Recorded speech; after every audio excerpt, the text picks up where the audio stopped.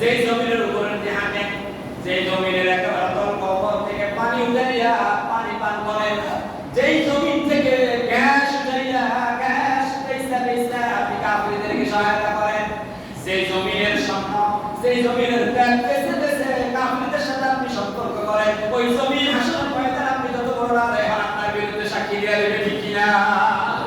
যেই জমিন চাষাবাদ করেন, যেই জমিনের উপরে আপনি পুকুর কেটেন, মাছ চাষ করে সাত গ্রহণ করেন, যেই জমিনে খেজুর গাছ লাগিয়ে আজওয়া মরিয়াম খেজুর খান, যেই জমিনের উপরে আম গাছ লাগাইয়া আম খান, ওই জমিন এক নম্বরে আপনার বিরুদ্ধে সাক্ষী দিবেন।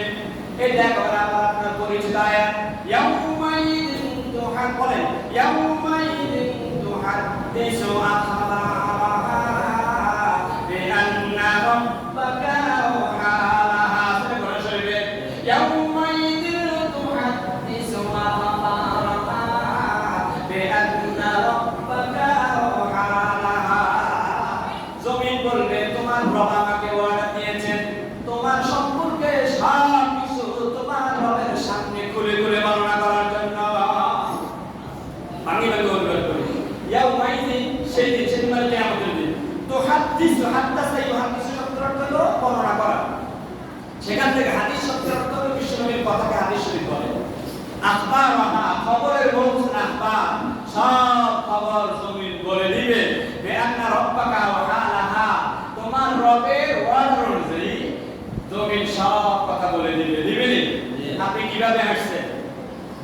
অহংকার করে আসছেন নাকি কিভাবে আসছেন? এই জমিনের উপর কত তাফাতি আপনি করেছেন, আপনার কথা শুনে ভয়ঙ্কর কম্পমান হলো। হাসরের ময়দানে আল্লাহ বলবে এই জমিনের উপর কত অহংকার করে চলেছিল, আজকে সেই জমিন তোমার বিরুদ্ধে সাক্ষী দিচ্ছে। সেই জমিনের উপর হেঁটে হেঁটে গিয়ে আপনি মানুষের নারীকের সুপারি চুরি করেছেন, যেই মানুষের উপর হেঁটে হেঁটে গিয়ে আপনি জালদারি করেছেন, যেই জমিনের উপর হেঁটে হেঁটে আপনি টাকা পয়সা মসজিদের দান বাক্স চুরি করেছেন, যেই জমিনের উপর হেঁটে হেঁটে আপনি একদল আরেকদলের বিরুদ্ধে কুৎসারটনা করেছেন, সেই জমিন আপনার বিরুদ্ধে সাক্ষী দিবে। দিবে কিনা?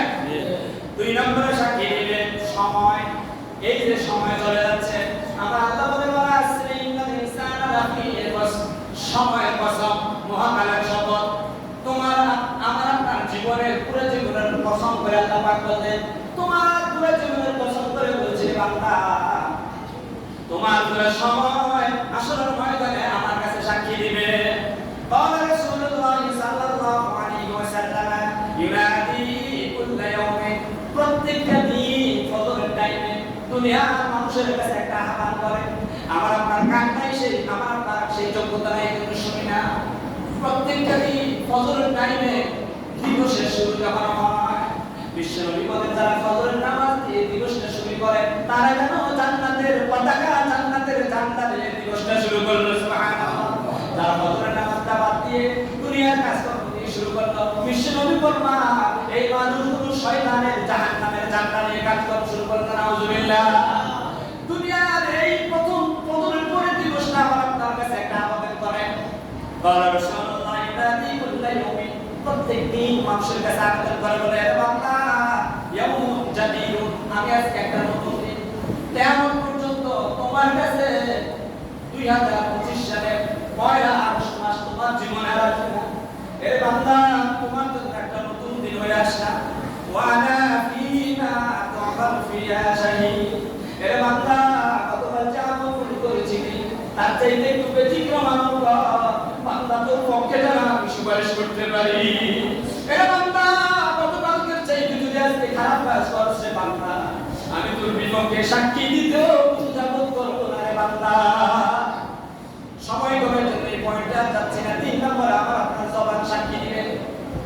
আসরের ময়দানে আমার আপনার বিরুদ্ধে যে 9 প্রকার সাক্ষী উপস্থাপিত করা হবে, তার ভিতরে 3 নম্বর হলো আমার আপনার জবান। আল্লাহ রাব্বুল আলামিন বলেন আমার আপনার অঙ্গ প্রত্যঙ্গ সাক্ষী দিবেন। আল-ইয়াওমা নাখতিমু আলা আফওয়াহিহিম, সূরা ইয়াসিন 65 নম্বর আয়াত। হাসরের ময়দানে মানুষ যখন আল্লাহর সাথে বিতর্ক করতে চাইবে, আল্লাহ এই কাজ করি না, ওই কাজ করি না, আল্লাহ তখন ফেরেশতাদের বলবে মুখে তালা মারিবে। ওয়া তুকাল্লিমুনা আইদিহিম, কথা বলবে আল্লাহর সাথে আমার আপনার হাত। ওয়া তাশহাদু আরজুলুহুম, আমার আপনার পা আপনার বিরুদ্ধে আমার বিরুদ্ধে সাক্ষী দিবে। গেছিলেন। আমার আপনার জিহ্বা জবান সব কার বিরুদ্ধে সাক্ষী দিবে? আমার আপনার বিরুদ্ধে সাক্ষী দিবে। 4 নম্বরে ফেরেশতারা সাক্ষী দিবে। ফেরেশতারা সাক্ষী দিবে কুল্লু ইনসান আলসামনাহু তায়রাহু। আমার আপনার গলা একটা সিসি ক্যামেরা নিয়ে ফেরেশতারা বসে আছে। আছে? আমার আপনার আঙ্গুল আছে, এটা দেখা যায় না। আমার আপনার বডিতে রূহ আছে, বন্ধুরা এই রূহটা দেখা যায় না। আছে? আছে। আঙ্গুল আছে, বিদায়ী তো মসজিদে সে বর্তমান শব্দ বসে আছে। যাদের আঙ্গুল নাই, পাথরের মতো দিক বিদিক তারা ছোটাছুটি করে। বন্ধুরা বাবারা আমার আপনার আঙ্গুল আছে, ব্রেনে ঠিক করে দেখা যায় না। তেমনি ভাবে আমার আপনার বডিতে রূহ আছে, দেখা যায় না। কোন সময় কোন টাইমে আমার আপনার রূহটা বের হয়ে গেলে দেখা যায় না। আমরা যখন ঘুমাই তখন আমার আপনার রূহটা বিভিন্ন এলাকায় এগিয়ে যায়, বিভিন্ন জায়গায় একটু ভ্রমণ করে। এই জন্য আমরা বিভিন্ন জায়গার স্বপ্নটা দেখি। তাহলে কোন টাইমে আপনি আপনার স্ত্রীর সাথে শায়িত আছেন, আপনার স্ত্রীও বলতে পারে না আপনাকে ঘুমন্ত রেখে আপনার রূহটা কোন থেকে গেল। আবার আপনার স্বামীও বলতে পারে না আপনার স্ত্রীকে ঘুমন্ত রেখে আপনার স্ত্রীর রূহটা কোথায় গিয়েছে। স্বপ্ন দেখি না? তাহলে রূহ আসে আর যায়, এটা দেখা যায় না। আছে এটাই প্রমাণ। আমরা যে কথা বলি, আমরা যে জীবিত আছি, এটার প্রমাণ হলো আমার আপনার রূহ কাজ করে। আমার রাসূল বলেন মানুষের আঙ্গুল আছে যেমন দেখা যায় না, রূহ আছে যেমন দেখা যায় না, তেমনি ভাবে বাবা একটা সিসি ক্যামেরা আল্লাহ জ্বলিয়ে রেখেছে, ওই সিসি ক্যামেরাটাও দেখা যায় না। কথাকে বিশ্বাস হয়? আল্লাহ রাব্বুল আলামিন সেই কথাই বললেন ওয়া ইন্না আলাইকুম লাহাফিজ। এটাও আপনাদের উপর আয়াত। নিশ্চয় আমি তোমাদের জন্য সংরক্ষণকারী ফেরেশতা রেখে দিয়েছি, এরা তোমাদের বিরুদ্ধে সাক্ষী দিবে, আমার পক্ষে সাক্ষী দিবে। কিরামান কাতিবিন। তাদের নাম কি? কিরামান কাতিবিন। কিরামান মানে সম্মানিত, কাতিবিন মানে সম্মানিত লিখনবৃন্দ। যারা আমার আপনার দায়িত্ব নিয়ে কিন্তু আছে, গলায় ঝুলিয়ে অথবা প্রাণীর উপর কামান করছে। এই ফেরেশতারা আমার আপনার বিরুদ্ধে সাক্ষী দিবেন। 6 নম্বর হলো, 1 নম্বর হলো জমি সাক্ষী দিবে, 2 নম্বরে আমার আপনার সময়, 3 নম্বরে জবান, 4 নম্বরে অঙ্গ প্রত্যক্ষ, 5 নম্বরে ফেরেশতা, 6 নম্বরে আমার আপনার আমলনামা সাক্ষী দিবে। আমার আপনার আমলনামায় সব উঠে যাবে। আল্লাহ রাব্বুল আলামিন বলেন মা লিহাযাল কিতাব লা ইউগাদিরু সগীরাতান ওয়ালা কাবীরাতান ইল্লা আহসাহা। হাশরের ময়দানে মানুষের হাতে যখন আমলনামা দেওয়া হবে, বলবে এটা কি ধরনের আমলনামা দিল। রাত্রে একটু অপরাধ করেছি, ওই অপরাধটা আমার আমলনামায় লিপিবদ্ধ হয়ে গেল। আবার এশার নামাজটা জামাতে পড়লাম, অর্ধেক রাত দাঁড়িয়ে দাঁড়িয়ে নামাজ পড়ার সময় সাওয়াবটাও পেয়ে গেলাম। আবার ফজরের নামাজটা জামাতে পড়লাম, বাকি রাতটাও নামাজের ভিতরে পরিগণিত হয়ে গেল। কি আমলনামা দিল? ছোট্ট একটা কাজ করলাম, এটার ফলাফলটা এত বাড়াইয়া দিল। আবার একটা অপরাধ করলাম, ওই অপরাধটাও আমার বিরুদ্ধে আজকে বড় আকার হয়ে সাক্ষী দিচ্ছে। নাউজুবিল্লাহ। তাহলে আমার আপনার আমলনামা 6 নম্বরে রাত সাক্ষী হয়ে আসবে। সৌদি আব্দুল্লাহর নামুন বুঝলেন তো? এরা সাক্ষীকে কারণ কি? রাত সাক্ষীকে সাক্ষী অবাধ্য করার সুযোগ আদালতের নেই। এই সব রাত সাক্ষী আমার আপনার বিরুদ্ধে কামকায় না। আমরা আজকে এগুলো পড়ে আমার ওয়াইফে ডাকলাম, তাকে বললাম যে হুদায় না কামকায় না দুনিয়াতে আছে, এই সব এটা আমাদের বিরুদ্ধে চলে যাচ্ছে। তো কিন্তু আগে বেশি কোরআন শরীফ পড়তে থাকি, কিন্তু করি আগে আল্লাহর কাছে কও এই যে আমলগুলো করলে বিরুদ্ধে যাবে, আমলগুলো যেন আল্লাহ পাক আমাদের দ্বারা না করে। 7 নম্বরে হলো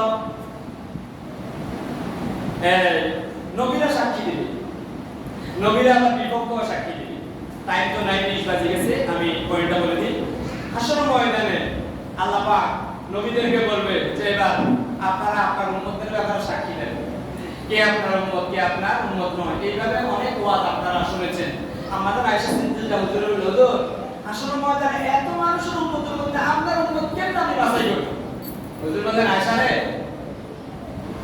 মাঠের ময়দানে মাঠের ভিতরে যদি একদল বকরি থাকে, সকল বকরির কপালটা হলো কালো, একটা বকরির কপাল আছে সাদা। আয়েশা বলো তো দেখি এই কালো বকরিগুলো থেকে সাদা বকরিটা আলাদা করা কি কঠিন হবে না সহজ হবে? আয়েশা বললেন অনায়াসে সহজ।